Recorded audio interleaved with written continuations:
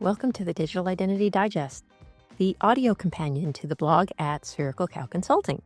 I'm Heather Flanagan, and every week I break down interesting topics in the field of digital identity, from credentials and standards to browser weirdness and policy twists. If you work with digital identity but don't have time to follow every specification or hype cycle, you're in the right place. Let's get into it. Hey everyone, and welcome back. Today we're diving into a problem that is way bigger than it sounds, and that's delegation. And if that word makes your eyes glaze over, or you're not quite understanding the concept of why would I be talking about this, well, hang on. Because without fixing the problem of delegation, everything from caregiving to AI agents managing your bank accounts, all of that is basically held together with, virtual duct tape and prayers. So let me talk about what delegation is and why it's a mess. Digital systems were built on a really simple idea. You have one user, you have one identity, you have one device, you have one intent, which is nice, simple, predictable, manageable, and that's fantastic, except those words do not describe humans very well at all. In the real world, delegation is you hand your kid your phone to check into their orthodontist appointment, or you ask your coworker to approve an invoice while you're stuck on a plane.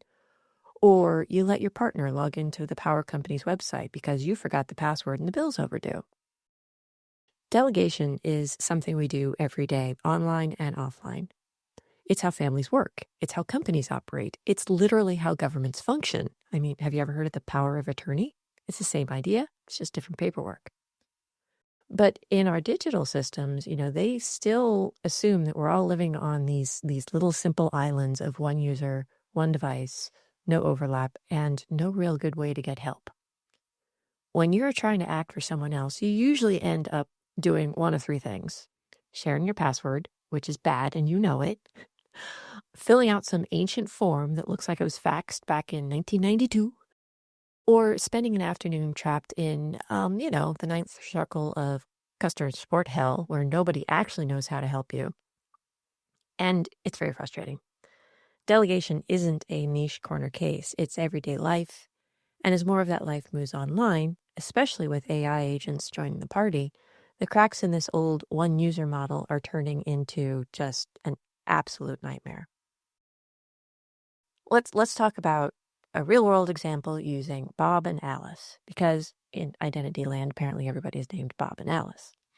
Alice manages all the medical and supplement accounts for her household. When she passes away, Bob needs access to those accounts. He needs to cancel stuff. He needs to update info. He needs to settle things, which, as it turns out, is not remotely simple. Because most sites don't support any real delegation, Bob's options are to somehow steal or, figure out Alice's password, which sometimes is incredibly illegal, even though it may be romantic that, he's trying to do this for her. Or fax death certificates around like, it's last century. And even if he gets in, there's no way for the system to know he's acting for Alice, she said he could do it in her will or on her deathbed or whatnot. And it's not just some random fraudster. And if that sounds extreme, unfortunately, it's not. That same mess shows up every time when a parent is helping a kid manage medical care, or an adult child handles online banking for an elderly parent, or a temp books meetings for an overwhelmed exec. Delegation is really the rule of how we behave, not an exception, and we designed all our systems to pretend otherwise. Now, let's make things way more fun, and by fun I mean terrifying, by adding AI into the mix. Now, imagine this. You've got an AI assistant. It's not just a chatbot. This is a real functioning digital agent that can act on your behalf. It books flights. It orders groceries. It pays your electric bills, moves money between accounts. Maybe it even negotiates your internet bill down because you're too emotionally exhausted to do it yourself. You've told it what it's allowed to do, and it works like a charm. Until it hits a wall.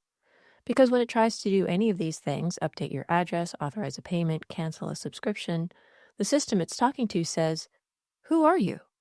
And more importantly, why should I trust you?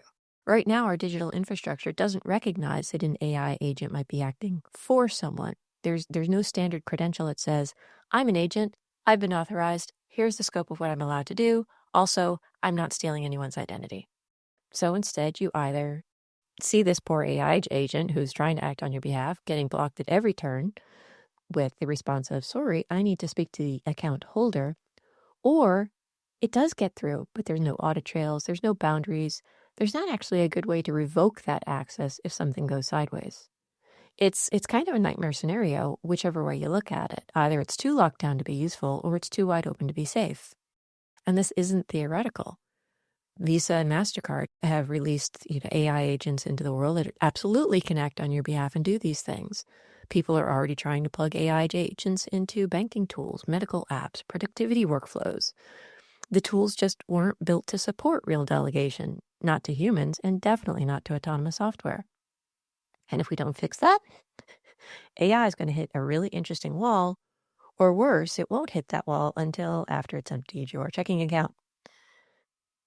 Now, to be fair, it's not like no one's, avoided trying to fix this. People have been trying to fix this. There have been several attempts at trying to fix this.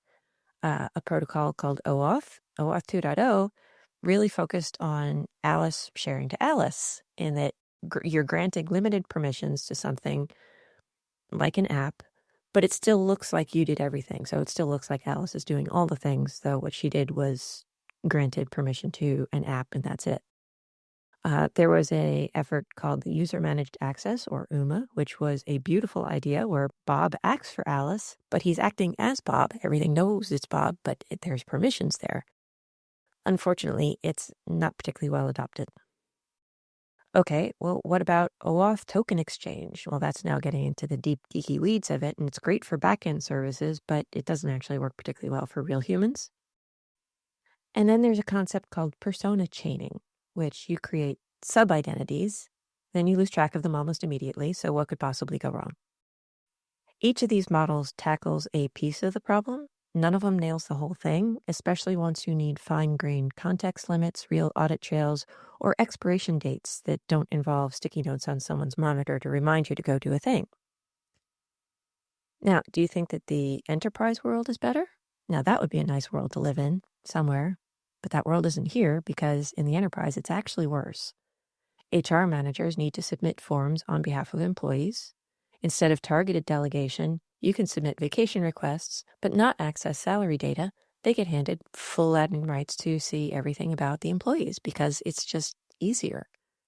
Executive assistants, they submit expenses for executives all the time, and that totally sounds fine until the auditors start digging through the logs and find a $6,000 in first-class upgrades and mystery spa charges. And because delegation was just, just log in as the boss, the audit trail says the executives themselves made the purchases. Maybe they did. Maybe they didn't. When I was researching this post, I really had to ask how realistic that use case was, because I was thinking it was coming up as anecdotal, and I was like, really? Really? Alas, the answer was, yeah, this is absolutely still a realistic problem today, especially in organizations that use older or very lightly customized ERP or expense systems without proper delegation controls. So things like Concur, Oracle, SAP, or organizations that lack fine-grained role-based access control or policy-based access control, organizations that still rely on shared credentials or informal workflows to speed up processes, or organizations that don't have strong audit trail practices that distinguish between the initiator, the approver, and the submitter. This is all pretty common in, underfunded companies, certainly, but even in well-funded companies, delegation is often implemented as temporary access or shared accounts or admin overrides, which makes tracking who did what basically impossible. It's one of those shadow IT behaviors that happens despite policy, but not because of it. Audit trails in many systems log what happened, but not necessarily who was acting for whom. So unless the system supports delegated authority as a first-class principle with identities and scopes and constraints and signatures, it will still look like the executive hit submit themselves, not an assistant, not a delegate. Every time delegation gets handled badly, it slows down work. It adds friction. It adds risk. It creates invisible labor of chasing approvals, fixing mistakes, and handling security exceptions. And many companies don't realize how many workarounds their people are already using until something catches fire. We're coming back to this concept that delegation really isn't an edge case. It's just normal life across departments and across industries. And unless we cannot keep ignoring it, because it's just going to keep things broken. So here's what we need to do. We need ways for people and agents to prove that they have the right to act for someone else, that they are exactly who they say they are, and that their actions are constrained, auditable, and revocable. Without that, delegation stays kind of chaotic, insecure, and pretty ugly. And as AI agents get more powerful, there's no clean delegation, which means there's no real automation. Now, fixing this isn't going to be easy. It's going to mean making changes at the base level protocols, upgrading OAuth and UMA models, which means standards development, and that's never a fast process. It means building things like verifiable credentials into real-world systems. Again, that's an interesting cost and something that I'll be exploring later. Or, create better governance models that aren't just like hope and vibes. And yeah, all of this faces just a huge amount of technical debt, so large it's got like its own zip code, because even as you update the protocols, that doesn't update the software itself to support the new protocols. So there's a lot of work to do, and it's not just at the standards level, it's actually at the application level that the apps will have to change to take advantage of new capabilities. If we want to a digital world that actually works the way real life works, then delegation has to become just a first-class feature. And I'm going to talk about that a little bit more in part 2, where I'll be digging into where the current models fall short and, what it's going to take to build delegation that doesn't suck.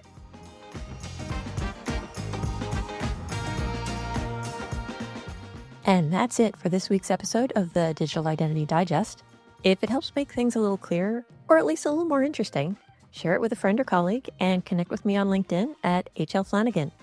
And if you enjoyed the show, do be sure to subscribe and leave me a rating and review on Apple Podcasts or wherever you listen to podcasts. You can also find the written full post at sphericalcowconsulting.com. Now stay curious, stay engaged, and let's get these conversations going.